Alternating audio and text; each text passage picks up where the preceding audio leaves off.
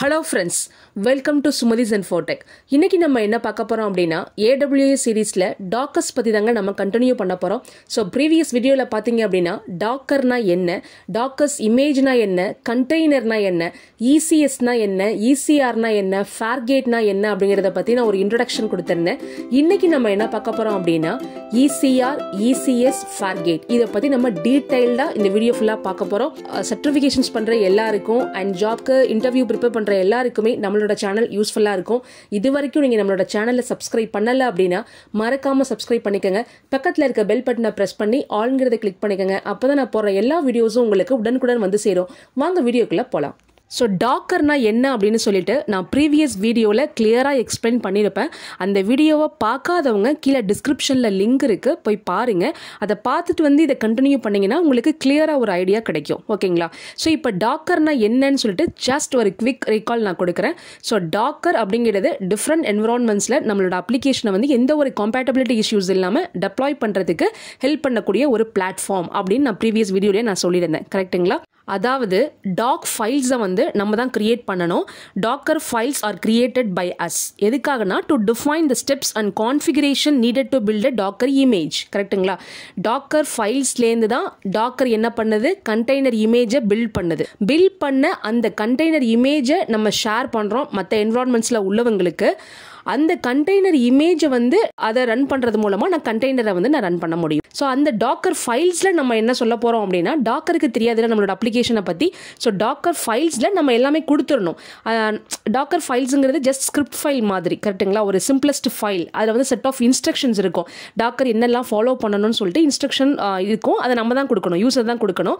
அந்த இன்ஸ்ட்ரக்ஷன்ஸில் எந்த மாதிரி இருக்கும் பார்த்தீங்கன்னா, எங்கேருந்து ஸ்டார்ட் ஆகணும், பேஸ் இமேஜ் வந்து எங்கேருந்து ஸ்டார்ட் ஆகணும், அதோட ஒர்க்கிங் டைரக்டரி என்ன, copying files into the image, அந்த இமேஜில் என்னென்ன ஃபைல்ஸ்லாம் காப்பி ஆகணும், அண்ட் என்னென்ன டிபெண்டன்சிஸ்லாம் முதல்ல அந்த கண்டெய்னருக்குள்ளே இருக்கணும். So installing dependencies and exposing ports and default commands, அதாவது கண்டெய்னர் வந்து ஸ்டார்ட் ஆகிறப்போ என்னென்ன மாதிரியான கமெண்ட்ஸ்லாம் டிஃபால்ட்டாக இருக்கணும். ஸோ இந்த மாதிரி செட் ஆஃப் இன்ஸ்ட்ரக்ஷன்ஸ் இருக்கிறதா என்னதுன்னா டாக்கர் ஃபைல்ஸ். அதை நம்ம தான் கிரியேட் பண்ணுறோம். கரெக்டுங்களா? ஸோ அந்த டாக்கர் ஃபைல்ஸ்லேருந்து தான் என்ன பண்ணுது, டாக்கர் வந்து கண்டெய்னர் இமேஜை பில்ட் பண்ணுது. டாக்கர் பில்ட் கமெண்ட் மூலமாக நம்ம டாக்கர் இமேஜை வந்து நம்ம கிரியேட் பண்ணுறோம். And then we can deploy and run containers based on that image. Okay, so இதுதான் வந்து ஜஸ்ட் ஓவர்வியூ. இதை தான் நம்ம ப்ரீவியஸ் வீடியோவில் நம்ம சொல்லியிருந்தோம். அண்ட் இந்த கண்டெய்னர்ஸ் யூஸ் பண்ணுறதுனால நமக்கு என்னென்ன அட்வான்டேஜஸ்லாம் இருக்குது அப்படிங்கிறத பற்றியும் நம்ம ப்ரீவியஸ் வீடியோவில் நம்ம டிஸ்கஸ் பண்ணியிருந்தோம். ஒரு ப்ரிடிக்டபிள் பிஹேவியர் இருக்கும் அண்ட் ஈஸியாக வந்து மெயின்டைன் பண்ணலாம். ஸோ இந்த மாதிரி நிறைய அட்வான்டேஜஸ் இருக்குது. அந்த வீடியோ பார்க்காதவங்க கீழே டிஸ்கிரிப்ஷனில் இருக்குது, கண்டிப்பாக போய் பாருங்கள். ஸோ அந்த வீடியோவில் வந்து நம்ம ஒரு லாஸ்ட்டாக ஃபைனலாக பார்த்தீங்கன்னா ஒரு சின்ன எக்ஸாம்பிளோட நான் கன்க்ளூட் பண்ணியிருப்பேன். அதாவது ஒரு கிஃப்ட் பாக்ஸ் இருக்குது. அந்த கிஃப்ட் பாக்ஸ்க்குள்ளே கேக் இருக்குது அண்ட் கிரீட்டிங் கார்டு இருக்குது, கேண்டில்ஸ் இருக்குது அப்படின்னு சொன்னால், ஸோ அந்த கிஃப்டோட கண்டென்ட்டை வந்து நம்ம கண்டெய்னர் இமேஜை கன்சிடர் பண்ணுங்க அண்ட் அந்த கிஃப்ட் பாக்ஸை வந்து கண்டெய்னரை கன்சிடர் பண்ணுங்க. அதை நான் கரெக்டான டயத்தில் ஃப்ரெண்டுகிட்ட போய் நான் டெலிவரி பண்ணுறேன் பார்த்தீங்களா? ஸோ அந்த ஷிப்பிங் சர்வீஸ், அந்த கொரியர் சர்வீஸ், ஸோ அந்த மாதிரி கண்டெய்னரை ஷிப் பண்ணக்கூடிய அந்த ஷிப் பண்ணுறதுக்கு ஹெல்ப் பண்ணுற சர்வீசஸ் தான் எனக்கு என்னென்னா ECS, elastic container service, and Fargate and premade images. அந்த மாதிரி கண்டெய்னர் இமேஜஸ்லாம் இருக்குல்ல, அதெல்லாம் ஸ்டோர் பண்ணக்கூடிய ஒரு ரெப்போசிட்டரி, ஒரு வேர் ஹவுஸ் தான் எனக்கு என்னதுன்னா ECR அப்படிங்கிறத பற்றி நான் ப்ரீவியஸ் வீடியோ நான் சொல்லியிருப்பேன். இதெல்லாம் நான் ப்ரீவியஸ் வீடியோல நான் எக்ஸ்பிளைன் பண்ணியிருந்தேங்க.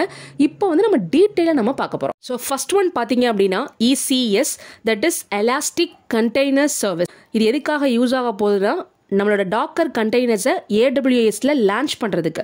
It is use to launch docker containers on AWS. அந்த மாதிரி லான்ச் பண்ணுறப்ப பார்த்தீங்க அப்படின்னா AWS எதுக்கு ரெஸ்பான்சிபிள் பார்த்தீங்கன்னா, அந்த கண்டெய்னர்ஸை வந்து ஸ்டார்ட் பண்ணுறது, ஸ்டாப் பண்ணுறது, ஸோ இந்த மாதிரி அதை மட்டும் தான் டேக் கேர் பண்ணிக்கும். AWS only takes care of starting and stopping containers. மற்றபடி அதோட ப்ரொவிஷனிங், மெயின்டெனிங் த இன்ஃப்ராஸ்ட்ரக்சர்ஸ் எல்லாமே நம்ம தான் அங்கே responsible. We must provisioning and maintaining the infrastructure. Underlying இன்ஃப்ராஸ்ட்ரக்சருக்கு நம்ம தான் ரெஸ்பான்சிபிள். புரியுதுங்களா? ஸோ ப்ரொவிஷனிங் அப்படின்னாலே என்னங்க மீனிங்? ஆக்சுவலாக ஜென்ரலாக ப்ரொவிஷனிங் அப்படின்னாலே என்ன சொல்லுவோம்? It refers to the process of preparing and making resources available for use. கரெக்டுங்களா? யூஸ் பண்ணுறதுக்கு தேவையான எல்லாத்தையுமே ரெடியாக அவைலபிளாக வைக்கிறது. அதாவது அண்டர்லைங் இன்ஃப்ராஸ்ட்ரக்சர்னா அதுக்குள்ளேயே எல்லாமே வந்துடும். நெசசரி காம்போனன்ட்ஸ் என்ன, தட் இஸ் சர்வர் செட்டப் என்ன, அண்ட் ஈஸி டு இன்ஸ்டன்ஸ் டைப்ஸில் எவ்வளவோ இருக்குது. அதுக்கெல்லாம் நான் செப்பரேட்டாக நான் வீடியோ போட்டிருக்கேன். ஸோ எந்த மாதிரியான இன்ஸ்டன்ஸ் டைப் நம்ம சூஸ் பண்ணணும், அதோட ஸ்டோரேஜ் எவ்வளோ இருக்கணும், அண்ட் நெட்வொர்க்கிங் பற்றி நம்ம தான் பண்ணணும். நெட்வொர்க்கிங்னா ஒரு ப்ராப்பர் கம்யூனிகேஷனை என்ஷூர் பண்ணுறது, சரிங்களா? ஸோ அந்த நெட்வொர்க்கிங் பற்றி நம்ம தான் கேர் பண்ணிக்கணும். அண்ட் அந்த பர்டிகுலர் சிஸ்டம் வந்து அந்த பர்டிகுலர் சிஸ்டத்துக்கு தேவையான சாஃப்ட்வேர்ஸ், ரெக்வயர் சாஃப்ட்வேர்ஸ், இந்த மாதிரி நெசசரி ரிசோர்ஸஸ் எல்லாத்தையுமே நம்ம தான் மெயின்டைன் பண்ணணும். ஸோ அண்டர்லைங் இன்ஃப்ராஸ்ட்ரக்சர் எல்லாத்தையுமே நம்ம தான் டேக் கேர் பண்ணிக்கணும். AWS is not responsible. They take care of only starting and stopping next one பார்த்தீங்க அப்படின்னா ஃபேர்கேட் அப்படிங்கிறது. என்னோட ப்ரீவியஸ் வீடியோலேயே பார்த்தீங்க அப்படின்னா ECS ஃபேர்கேட் ரெண்டுமே பார்த்தீங்க அப்படின்னா நம்மளோட கண்டெய்னர்ஸை வந்து AWSல லான்ச் பண்ணுறதுக்கு எனக்கு ஹெல்ப்ஃபுல்லாக இருக்க போகுது. ரெண்டுத்துக்கும் உள்ள டிஃப்ரென்ஸ் என்னென்னு பார்த்தீங்க அப்படின்னா ECS அதை பொறுத்த வரைக்கும் அண்டர்லிங் இன்ஃப்ராஸ்ட்ரக்சர் நம்ம தான் டேக் கேர் பண்ணிக்கணும். ஆனால் ஃபேர்கேட்டை பொறுத்த வரைக்கும் அதையுமே அண்டர்லிங் இன்ஃப்ராஸ்ட்ரக்சரையுமே யார் பார்த்துக்குவா அப்படின்னா AWSே நமக்கு பார்த்துக்கும். புரியுதுங்களா? அதாவது சர்வர்லெஸ் ஆஃபரிங் அப்படின்னு சொல்கிறாங்க. It is also use to launch containers on AWS, but we don't provision the infrastructure. எந்த ஒரு ஈஸி டு இன்ஸ்டன்ஸையும் நம்ம மேனேஜ் பண்ணணுங்கிற நெசசிட்டி கிடையாது. எந்த இடத்துல எப்போ போய் எனக்கு டெலிவரி ஆகணும் அப்படின்னு நான் சொன்னால் மட்டும் போதும், AWS எல்லாத்தையுமே பார்த்துக்கும். புரியுதுங்களா? Making as very simpler. Complication எதுவுமே இல்லாமல் ரொம்ப ரொம்ப சிம்பிளராக நமக்கு ஆக்கி கொடுக்குது இந்த ஃபேர்கேட் சர்வீஸ் அப்படிங்கிறது. ஃபேர்கேட் அப்படின்றது ஒரு சர்வர்லெஸ் ஆஃபரிங். எந்த ஒரு சர்வரையுமே நம்ம மெயின்டைன் பண்ணுங்கிற அவசியம் கிடையாது. AWSே பார்த்துக்கும். ஸோ நான் சர்வர்லெஸ் ஆஃபரிங் அப்படின்னு சொல்கிறதுனால எனக்கு இங்கே எந்த ஒரு சர்வருமே கிடையாது அப்படின்னு அர்த்தம் கிடையாதுங்க. Serverless doesn't mean there are no service. Server இல்லைங்கிறத நாங்கள் மீன் பண்ணாது. இந்த இடத்துல என்ன மீன் பண்ணுது அப்படின்னா developers don't manage and provision any service. அதாவது எந்த ஒரு சர்வரையுமே டெவலப்பர் வந்து மேனேஜ் பண்ணணும், ப்ரொவிஷன் பண்ணணும் அப்படிங்கிற அவசியம் கிடையாது. So AWS just run containers for us based on the CPU RAM we need. நமக்கு தேவையான CPU RAM நம்ம மெமரிக்கு ஏற்றபடி AWS என்ன பண்ணணும் அப்படின்னா கண்டெய்னர்ஸை டேரெக்டாகவே நமக்கு ரன் பண்ண போது developers don't have to manage service எதையுமே நம்ம மேனேஜ் பண்ணணுங்கிற அவசியம் கிடையாது. They just deploy codes. நம்மளோட கோடை டெப்ளாய் பண்ணால் போதும், ஃபங்க்ஷன்ஸை நம்ம டெப்ளாய் பண்ணால் போதும். புரியுதுங்களா? சிம்பிளாக சொல்லணும்னா ஃபங்க்ஷன் அஸ் அ சர்வீஸ், அவ்வளோதாங்க. ஸோ மற்றபடி இன்ஃப்ராஸ்ட்ரக்சர் கான்ஃபிகரேஷன்ஸ் இந்த மாதிரி மற்ற எதையுமே நம்ம பார்த்துக்கணுங்கிற அவசியம் கிடையாது. AWSே ஃபுல்லாக பார்த்துக்குவாங்க. ஸோ எக்ஸாக்டாக ECSக்கும் ஃபேர்கேட்டுக்கும் என்னென்ன டிஃப்ரென்சஸ்லாம் இருக்குது அப்படிங்கிறத பற்றி நான் டீட்டெயில்டாக ஒரு டேபிளர் ஃபார்மேட்டில் நான் ரெடி பண்ணி நான் போட்டிருப்பேன். ஸோ பார்த்தீங்கன்னா உங்களுக்கு தெரியும். ஜஸ்ட் ஒரு குவிக்காக நான் ஒரு ஓவர்வியூ பண்ணுறேன். ஸோ நான் ஃபஸ்ட் நான் ஏற்கனவே நான் சொன்ன மாதிரி infrastructure management.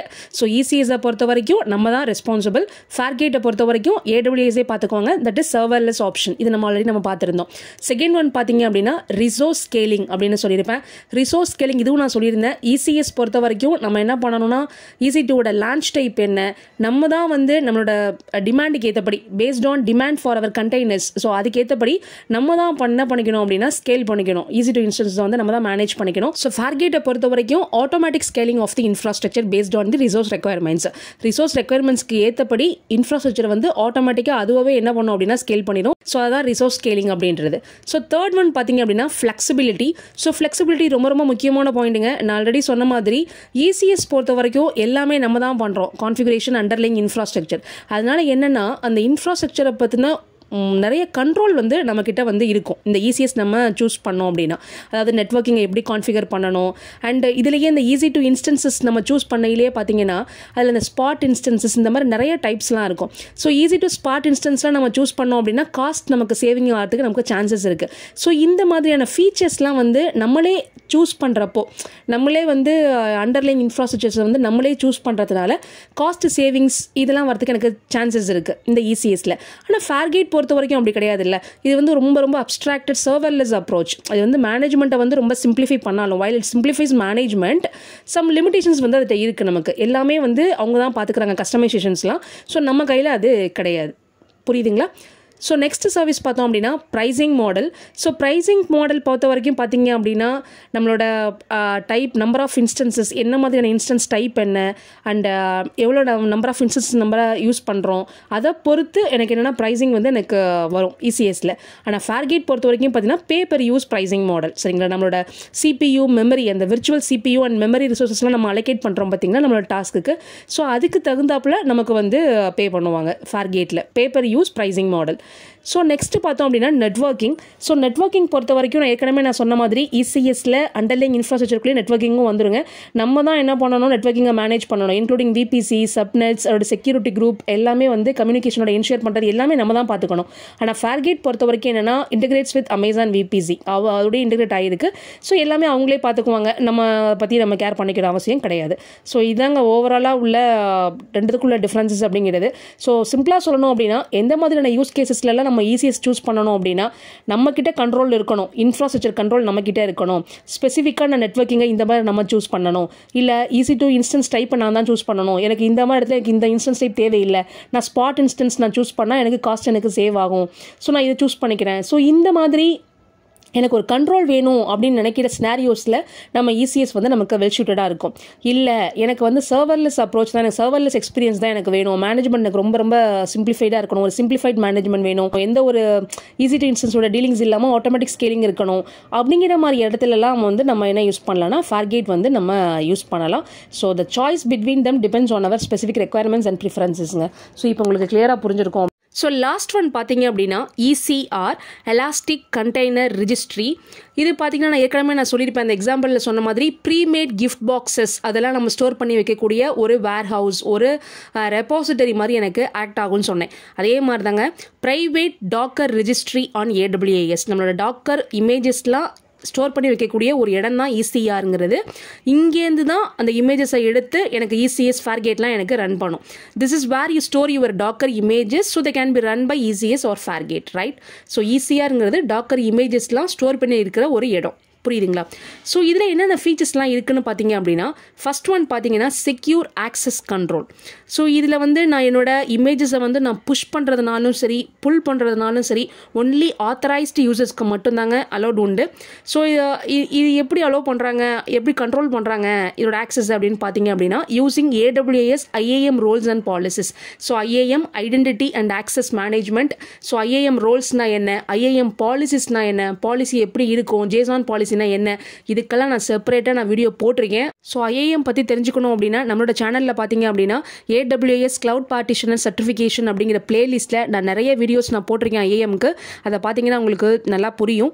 So IAM policies அப்படிங்கிறதே பார்த்தீங்கன்னா மெயினாக செக்யூர் ஆக்சஸ் கண்ட்ரோல்காக தான். புரியுதுங்களா? ஸோ அந்த பாலிசிஸ் வச்சு தான் என்ன பண்ணுறாங்க அப்படின்னா இமேஜஸை வந்து புஷ் பண்ணுறது புல் பண்ணுறது இதெல்லாம் கண்ட்ரோல் பண்ணுறாங்க. அதான் செக்யூர் ஆக்சஸ் கண்ட்ரோல் இன் ECR, right? So next feature பார்த்தீங்க அப்படின்னா ரீஜனல் அவைலபிலிட்டி. ஸோ இந்த ECR வந்து பார்த்தீங்கன்னா மல்டிபிள் AWS ரீஜியன்ஸை வந்து நமக்கு சப்போர்ட் பண்ணுதுங்க. நம்ம வந்து ஸ்டோர் பண்ணி கண்டெய்னர் இமேஜஸை வந்து ஸ்டோர் பண்ணுறதுக்கு மேனேஜ் பண்ணுறதுக்கு. புரியுதுங்களா?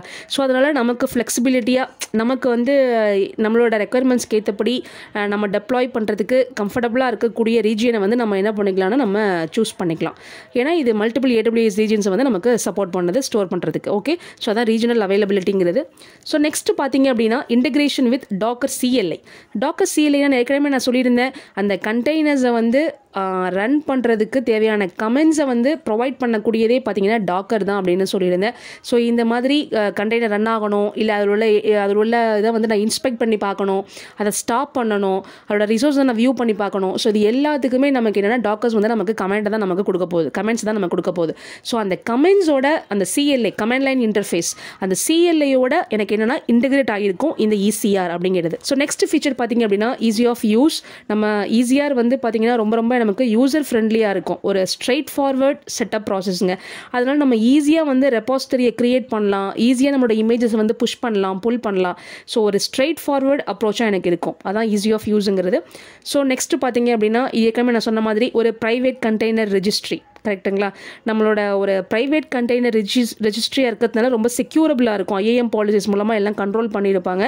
அதனால் ஒரு செக்யூர் ஆக்சஸ் இருக்கும் எனக்கு. ஸோ அதான் வந்து இங்கே சொல்கிறாங்க.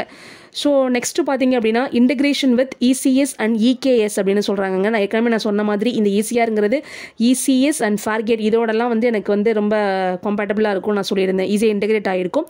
அதே மாதிரி EKSனால் என்ன அப்படின்னா எலாஸ்டிக் குபர்நெட்ஸ் சர்வீசஸ்னு சொல்லுவாங்க. இதை பற்றில நம்ம பின்னாடி பார்க்கலாம். ஸோ இந்த மாதிரியான சர்வீசஸோட நம்ம ஈஸியாக என்ன பண்ணலாம்னா கண்டெய்னர்ஸ் வந்து நம்ம ஈஸியாக மேனேஜ் பண்ணலாம். We can easily deploy manage these containers using easier right. So உங்களுக்கு இதெல்லாம் வந்து இவ்வளோ ஃபீச்சர்ஸுங்க. ஸோ இப்போதைக்கு உங்களுக்கு ஈஸியர்னா என்னங்கிறத பற்றி ஜஸ்ட் ஒரு ஓவர்வியூ கிடச்சிருக்கும்னு நினைக்கிறேன். ஸோ இவ்வளோ தான். ஸோ இந்த வீடியோலேருந்து உங்களுக்கு ECS and Fargate and easier so ஒரு தியரிட்டிக்கல் லெவலில் வந்து இந்த லெவலுக்கு புரிஞ்சால் போதும், அண்டர்ஸ்டாண்ட் ஆனால் போதும். நம்ம ஹேண்ட்ஸ் ஆன் பார்க்கும்போது நம்ம டீட்டெயிலாக நம்ம இதெல்லாம் ஒன் பை ஒன்னாக நம்ம பார்க்கலாம். அப்போ உங்களுக்கு நல்ல ஒரு கிளியராக உங்களுக்கு ஐடியா கிடைக்கும். டவுட்ஸ் இருந்ததுன்னா எனக்கு கீழே கமெண்ட் செக்ஷனில் கமெண்ட் பண்ணுங்கள். அண்ட் இது வரைக்கும் நம்மளோட சேனலை நீங்கள் சப்ஸ்கிரைப் பண்ணலை அப்படின்னா மறக்காமல் சப்ஸ்கிரைப் பண்ணிக்கோங்க. தேங்க்ஸ் ஃபார் வாட்சிங்.